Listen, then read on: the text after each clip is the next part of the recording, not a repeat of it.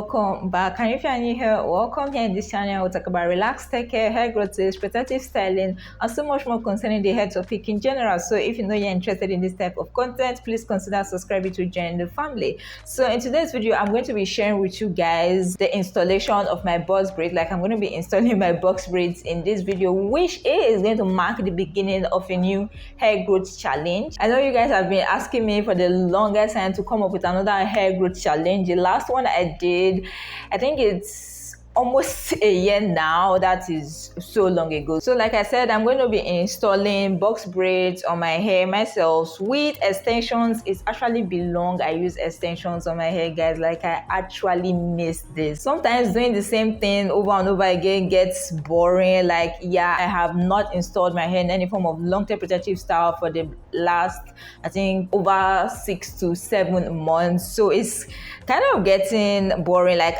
I'm sort of missing using extensions again, box braid, wigs, sew-ins, and all that. Don't mind me, I know I'm going to start missing my hair once it's in the protective style, but yeah, let's get it in the protective style first.